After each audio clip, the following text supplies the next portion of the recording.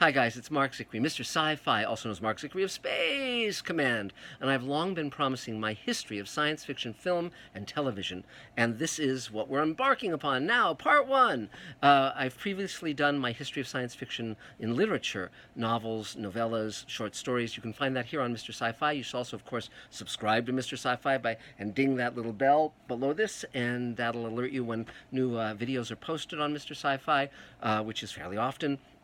But today we are going to talk about the history of science fiction film, the beginning of science fiction film. Now, one of the reasons I wanted to do this was because I was on James Cameron's History of Science Fiction as one of the speakers, one of the guests, and I realized there was a much bigger story to tell, and thought I would do my own version and provide the connective tissue of how A led to B, led to C, led to D, etc. So, we've previously, in the history of literature, we mentioned that 1895 was one of the key years in science fiction because that year a young man wrote his first science fiction novel, and his name was Herbert George Wells, and this is what he looked like as a young man.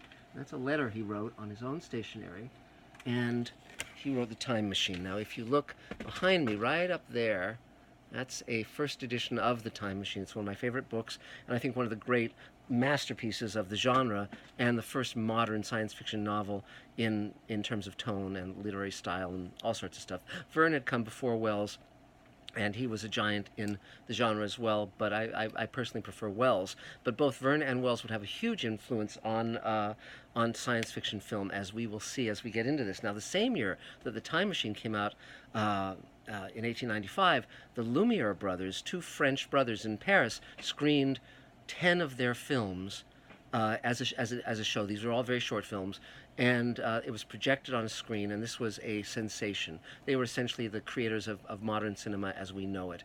And, various people had shot little moving images and so forth. Muybridge had done studies of movement and so forth, but this was cinema as we know it, film being projected and illuminated to be on a large screen. And it was a sensation. At the same time, in 1895, the Lumiere brothers had a private screening of these films for the theater owners of Paris, hoping to get bookings for their films. And one of these was a man he was the owner of the Théâtre Robert Houdin. Robert Houdin was a great magician who was the inspiration for Houdini, hence the name, and Georges Méliès had bought his theater and was putting on stage shows of magic. He was a magician. And when he saw film, he saw the great possibility of the medium, of the art form, to do essentially magic tricks. And so the Lumieres would not sell him their equipment. They just wanted to be able to, rent their films. But he persevered, found equipment in England, was able to adapt it to his purposes, and started shooting films. And so essentially from 1896 to 1913, Georges Méliès directed 500 films. Many of them are lost. Some of them have survived, fortunately. He was an amazing man, a brilliant man. He stars in many of the films himself, but basically saw that you could have people disappear and appear. You could do all sorts of visual trickery in film. Now, this was all in camera. They hadn't yet invented the optical printer, and we'll get to that when we get to King Kong. But so every special effects you see in films prior to 1933 is done in camera, which means they shoot one element, back the film up, shoot another element. Phenomenal. Because if you screw one thing up, you have to start all over again. So Méliès was off and running, and each film became more ambitious, more interesting.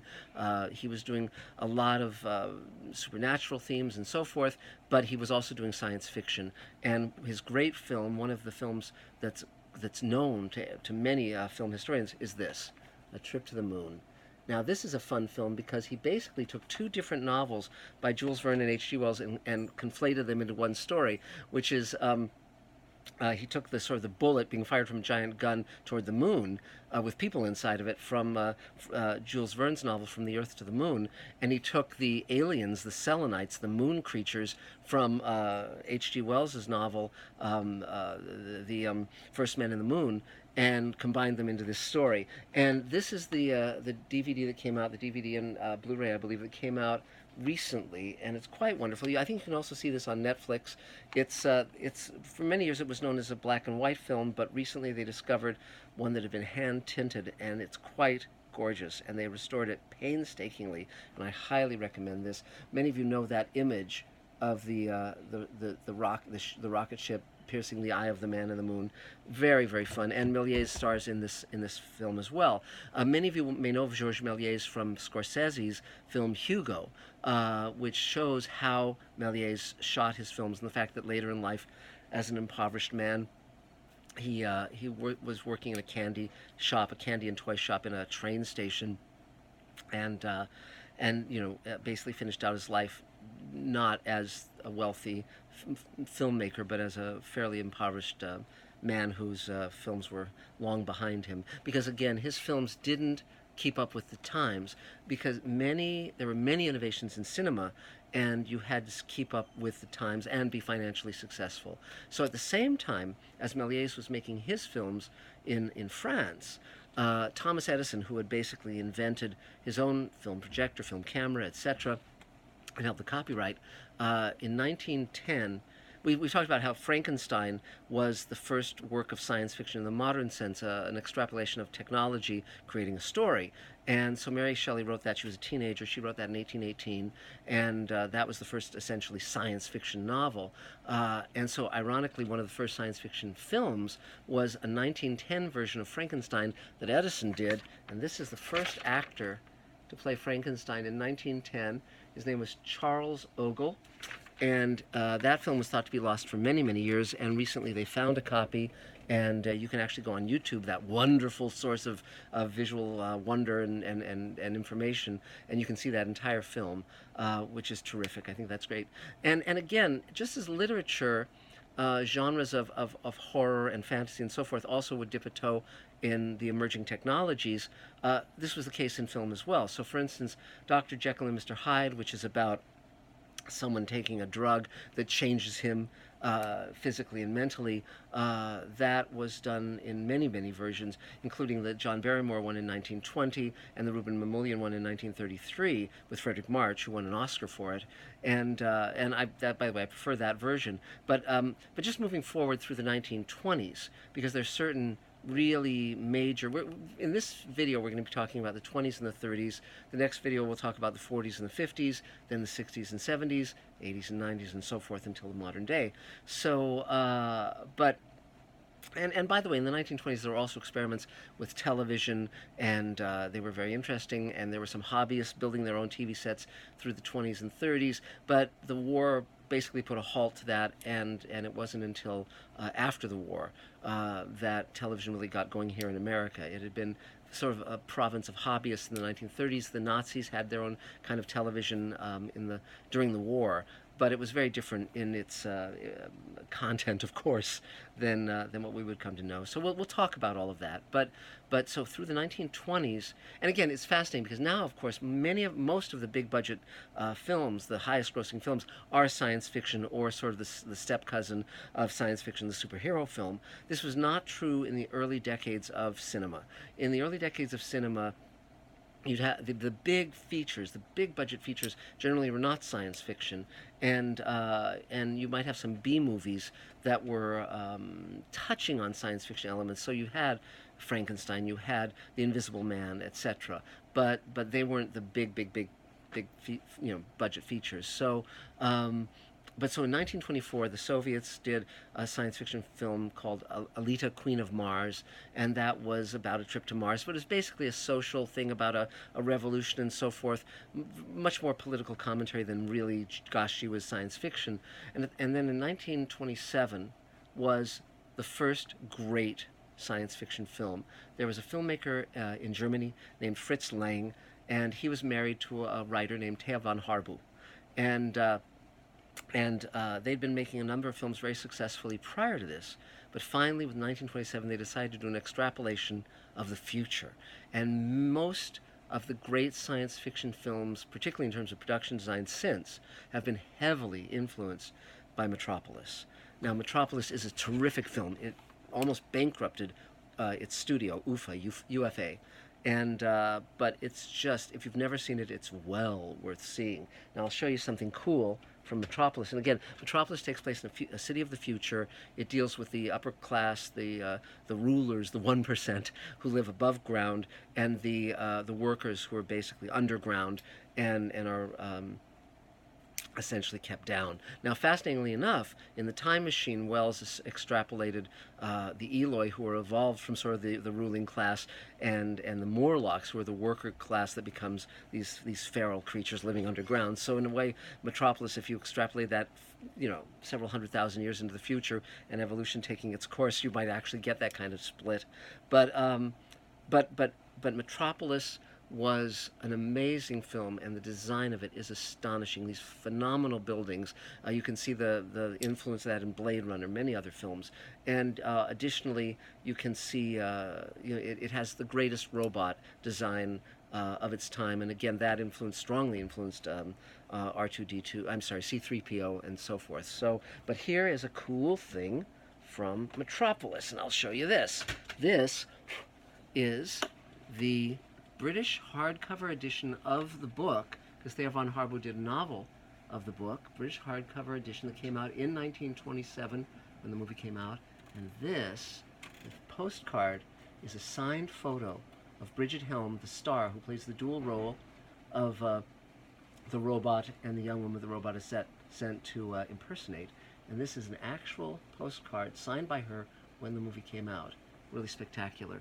And so then, this is Metropolis, and I highly urge you to make sure, first of all, see it, absolutely see it. This is the robot design, spectacular, amazing. And Forrest Ackerman had a copy of this in his famed Acker Mansion, and it's just a beautiful, beautiful design, spectacular. Now, the fascinating thing about this version, Metropolis, make sure you see the complete version, because for from 1927 more or less to 2008, so almost, what is that, 90 years? For 90 years, the version of Metropolis that most people saw was a shortened version that didn't really make much sense because so much of the story had been cut out. And the reason was because when it debuted, when it premiered in Germany, it wasn't a hit, wasn't a big hit. And so they'd taken around a full version of it to try to sell it to distributors around the world, to exhibitors, and then they cut it down by over a half hour. And in 2008, it turned out that when they took it around in 1927, in Buenos Aires, a film fan, a collector, made a bootleg print, a 16 millimeter print of the movie, and it had 30 minutes of footage that no other print had. And so this is the restoration that includes the extra 30 minutes that tells virtually the complete story, and it is spectacular, really spectacular. So I urge you to find the complete Metropolis, to watch it, and you'll just see how astonishingly prescient it was, how gorgeous it is in terms of design. I mean, it just affected science fiction in enormous ways, and really, was just a breathtaking film that really holds up now. Some of the acting is a little over the top, but some of the stuff in it is just fabulous. And the creation of the robot, which is shown on this cover, which you can see if you look at that. That was all done in camera, as I said, and it was amazing, remarkable. So Fritz Lang did that film, and then in 1929 he did Woman in the Moon, which was a trip to the moon, again written by Theo von Harboe, his wife.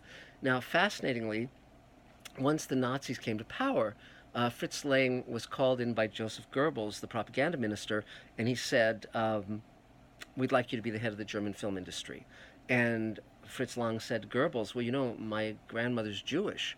And Goebbels said, well, we decide who's Jewish and who's not.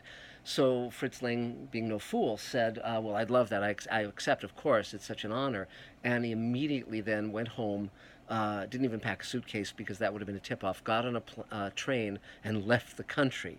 And he asked Thea von Harboe, his wife, if she would accompany him, and she refused because she was an ardent Nazi. And at the end of the war, when the Americans were repatriating the Germans and having a denazification process where if you just said you really weren't a Nazi and you basically said that you didn't follow their beliefs, you'd be, let off the hook unless you would create real atrocities. Thea von Harboe said, no, I was a Nazi then, I'm a Nazi now. I still adhere to the principles of Nazism, and she was put on a work gang and imprisoned. And so this is and Fritz Lang told all of these stories to one of my teachers at UCLA, David Butler, who himself was a director, and did a film called 12 to the Moon, which he showed us one day. But when I went to UCLA, the film building was next to the art building, so I took a lot of film courses, and a lot of these great filmmakers, such as Fritz Lang and John Ford and John Huston, were still alive. And so many times stories I heard were told to me either directly by these filmmakers or by people who knew them personally. So, but Fritz Lang never had the career in America that he had gotten in Germany, where he was a god of cinema. But fortunately, thanks to video, home video, and all of these things, we can still watch these amazing, amazing films he did. But so that had a ripple effect. So in America, you really didn't get great science fiction films in the 20s per se. The first science fiction film that was at least visually interesting was a musical comedy called Just Imagine that was made in 1930. And it was okay, but not great. It's fun to look at. It's fun to watch just for the visual quality of it, and Margaret Sullivan, or there's wonderful actors in it and so forth. But it's not wonderful. And but you can watch that on YouTube for free, so check it out. And but then, in 1933, in America, now by the way, backing up a little, one film that was sort of science fiction, at least it is by my definition. One I mentioned in the history of science fiction literature that one of my favorite novels is The Lost World by Arthur Conan Doyle. Now, we all know Arthur Conan Doyle was the author of Sherlock Holmes, but his other great character was Professor Challenger.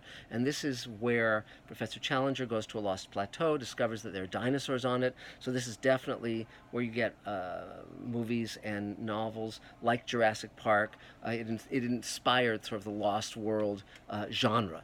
And it's a great book. I highly recommend it. One of my favorites. And in 1925, they did a film of it. Now, again, this film was severely cut. A lot was cut out of it. But this is the Photoplay edition, The Lost World. And the reason I don't have the dust jacket is the dust jacket is very boring. It just shows a guy talking to a girl. But the frontispiece shows something remarkable. It shows dinosaurs. Dinosaurs. And those are the work of a genius named Willis O'Brien, and he did stop-motion dinosaurs. And Arthur Conan Doyle was a spiritualist, and he was derided by these magicians and these people who said there's no such thing as ghosts. And Houdini was, they were friends but also adversaries in their belief systems. And so to kind of take the smile off their face, Arthur Conan Doyle showed footage of the stop-motion dinosaurs before the movie came out, and they were dumbfounded. And he had to kind of come clean about how it was done when the press started saying, well, maybe Conan Doyle has a film of real dinosaurs. And then he had to say, no, this is trickery, where you basically make a sculpture of a dinosaur with an armature that moves, you shoot it frame by frame, and it gives the illusion of movement. It's a wonderful film that stars Wallace Beery as Professor Challenger, the stop-motion dinosaurs, including a brontosaurus that runs amok in London. It's all wonderful. And there's a ton of other scenes that were cut out. And but c'est la vie. But that was a notable film. But then in 1933, Willis O'Brien came up with his masterpiece, and it was King Kong. Now this is King Kong, and you may have seen the later versions of this. I highly urge you to go see this version because it is the greatest of all of them. It is wonderful. It is just spectacular in every way. Willis O'Brien's stop-motion animation of Kong and the dinosaurs on Skull Island is fabulous, and it's a wonderfully written and acted piece, and it was hugely influential. There were 3 teenagers who saw that film, and it left a huge mark on them when it came out in 1933. One was Forrest Ackerman, who was a collector and editor and writer whom I knew, and great guy, and his actor mansion was filled with props, including props from King Kong. Then there was Ray Bradbury and Ray Harryhausen, and both of them were hugely, hugely influenced by King Kong. And Harryhausen told me that when King Kong premiered in 1933, the giant head of King Kong, the full-size one, was on exhibit in the lobby of the movie theater, and so he, studied it extremely closely. And And so these were teenagers living in L.A. and dreaming big dreams, and we'll get into how their work influenced, particularly Harryhausen and Ray Bradbury, how their work featured in cinema.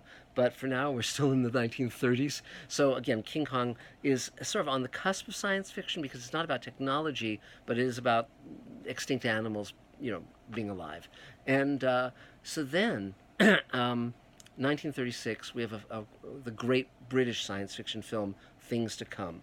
It's one of my favorite films, and it's essentially H.G. Wells, who wrote The Time Machine. He had a period in the late 1890s, early 1900s, where he wrote great science fiction books, all 1, 2, 3, 4, just year after year. And so in quick succession, you had Time Machine, First Man in the Moon, The Invisible Man, Food of the Gods, Island of Dr. Moreau, and did I mention War of the Worlds? I should have. And The Time Machine. So basically, these amazing books that were hugely influential. Most of them would be made into films from the 1930s on, and we'll get into that. And again, War of the Worlds, which we'll talk about when we get to the 50s. Was in the 1930s as a teenager. Ray Harryhausen had dreams of doing an animated, stop-motion animated War of the Worlds with the walking machines, the tripods, and the creatures. And he actually did some color test footage of those, which I've seen, and you can see them on the Harryhausen DVDs and Blu-rays, and they're really, really interesting. And so we get to 1936. Now, H.G. Wells had written all these great science fiction novels in the late in the 1890s and early 1900s. Then he started becoming much more of a historian and fiction novelist, mainstream fiction novelist. He was kind of just this guy who was on the BBC radio all the time, and who was a very well-known figure and a genius. But he wasn't the great science fiction writer of the early years of Wells, when he was in his 20s and writing Hell for Leather. So he became a bit kind of pompous, a bit overwrought and overwritten. But he had written a book. But when he saw Metropolis, he hated it, and he loathed the way it showed the workers and the ruling class, and they have to come together and they have to link hands, and it was everything in that movie was the opposite of what he believed.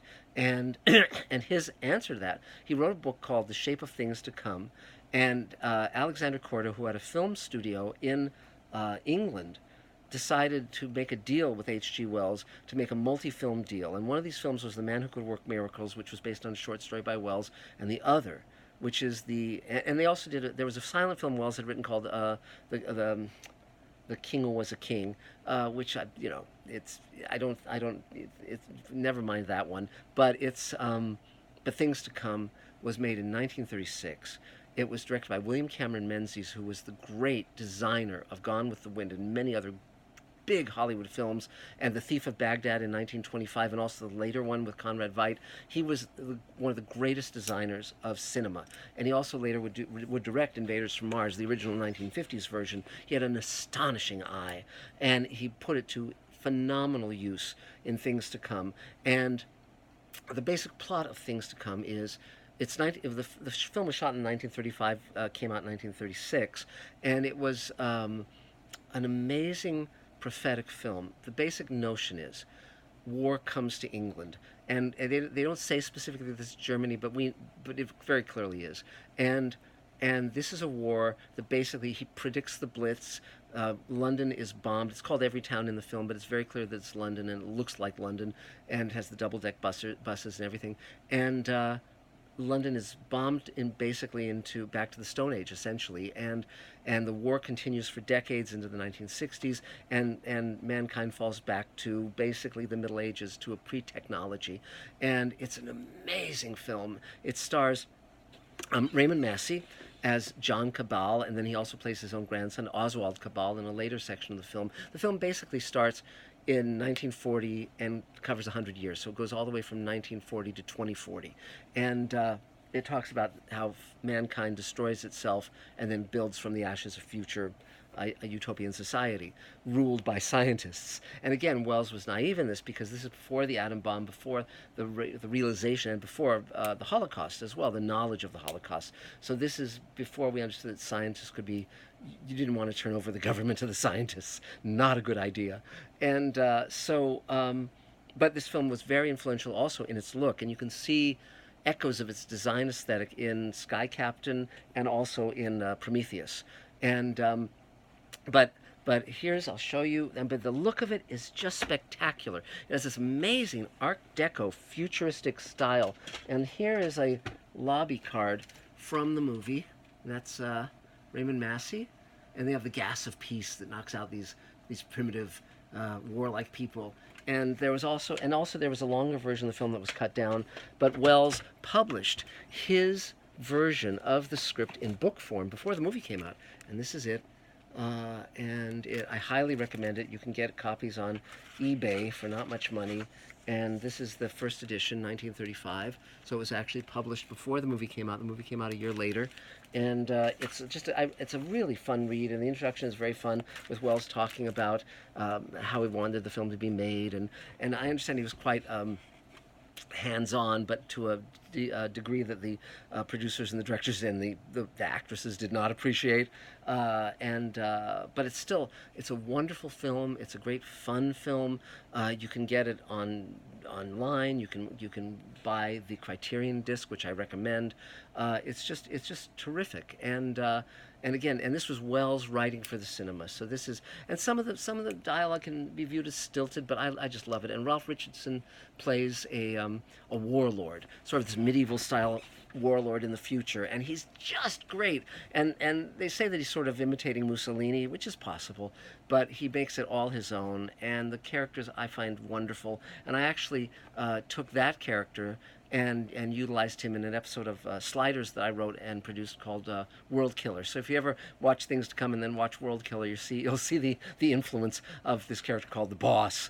And so now also Wells, by 1936, they'd already been making versions of Wells' films. So The Invisible Man had been made by Universal as one of their horror films, and also Island of Dr. Moreau, which is about a scientist on an island who creates human beings out of animals.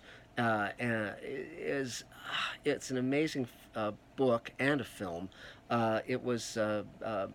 Wells basically was writing about vivisection and protesting vivisection, and talking about devolution, and it was made into an amazing movie. The movie was called Island of Lost Souls, and it was made in 1933. And it is a spectacular film. It stars the brilliant Charles Laughton as Dr. Moreau, and I highly recommend this. This is the Criterion disc again, and it is just spectacular. But the funny thing was, the movie was so... And Bela Lugosi, by the way, has a great role as an animal man, and it's just spectacular. And Bela Lugosi, it's very interesting because when he was trying to play suave, he was very one note. So he did Dracula, and that's his great suave role. But he did kind of imitations of that for decades. But when he was given a character role, something he really put his teeth into, like the Animal Man in Island of Lost Souls, or Igor in Son of Frankenstein, then he's just wonderful. Just wonderful. And so I highly recommend this. But ironically, that film was considered so raw and so dark that it was banned in England. And so this is the edition of Island of Dr. Moreau that came out in 1933, and it basically said, inside it said, this is, if this is the film you're not allowed to see, read the book, and so that's really pretty amazing when you think about it. It's like you're not allowed to see this, so you can read it, and it's got a great Art Deco cover that you can see, and so that's really, really, really fun. So additionally, but Things to Come is one of my favorite films of all time, to the degree that when I was a teenager, I drew this portrait of Raymond Massey in the role of Cabal. And it's you can see it's this wonderful spacesuit kind of thing for when he arrives in this flying machine, and it's just wonderful. And so now at the same time as we went through the 30s, there were certain comic strips that had appeared in the late 1920s and the early 30s, and two of them were Buck Rogers and Flash Gordon. Now, Buck Rogers came first. Ray Bradbury collected it as a child. He loved it, but the first science fiction comic strip. And back then, comic strips were being published from the late 19th century on. Comic books really didn't gain much of a foothold until the 30s, and Superman, of course, debuted in 1938. But comic strips would be in newspapers, in these glorious big newspapers where they'd be published in big sizes with bright colors. And Flash Gordon was the work of Alex Raymond, who very quickly became one of the great artists of the comic medium. And so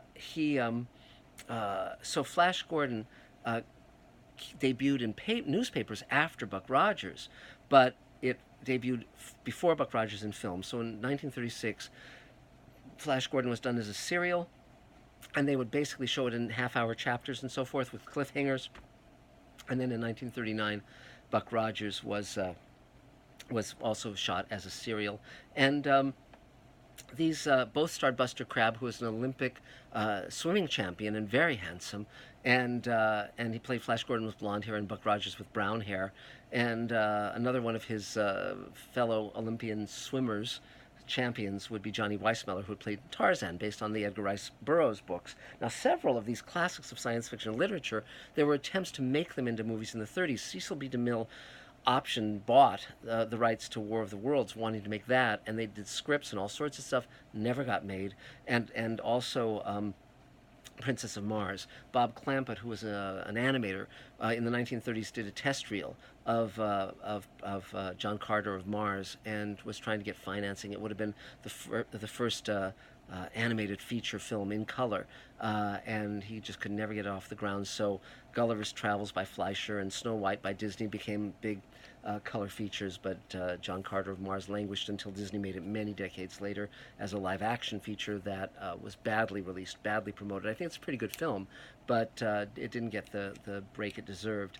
So now we've come to 1939, and oh, by the way, one thing about things to come, an additional little footnote, is that decades after it was made, it was colorized, and you can see the color version, and the person who colorized it was Ray Harryhausen. And so again, you see the connective tissue of Harryhausen being influenced and then working with Willis O'Brien. We'll get into that in later decades, and then Harryhausen colorizing things to come. So there's this great flow between influences and later artistic creations and so forth. So you can find all this stuff online. You can find it on Blu-ray and DVD. So we come to 1939, and of course that's the beginning of World War II in England and Europe. America entered the war, of course, in 1941 with Pearl Harbor.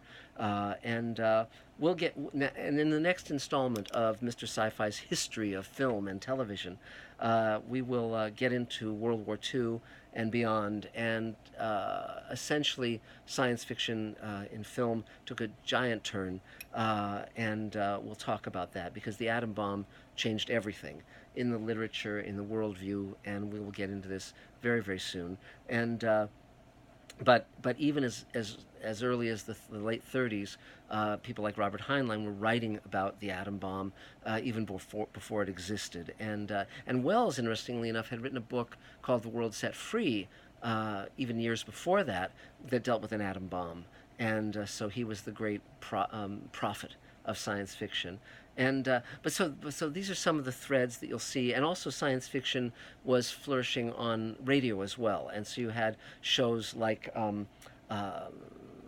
Buck Rogers on radio, which was very popular and had all sorts of premiums that you could get in the mail. You'd listen and you'd send in a quarter with a box top or whatever, and you'd get various badges and things and decoders. So you can also go online and take a look at that stuff, or go on eBay and buy some of it.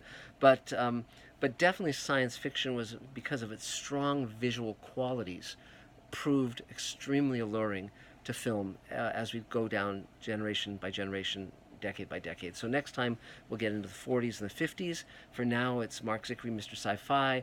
Definitely, if you want to buy a share in Space Command, $7,500. We're shooting more. We're ramping up. We're in post-production on the first 2 hours.